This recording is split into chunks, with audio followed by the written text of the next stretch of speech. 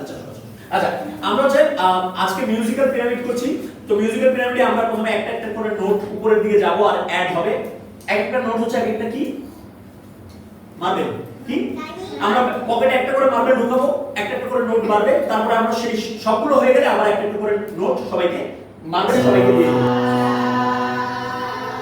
ওকে, 1 2 3 গো।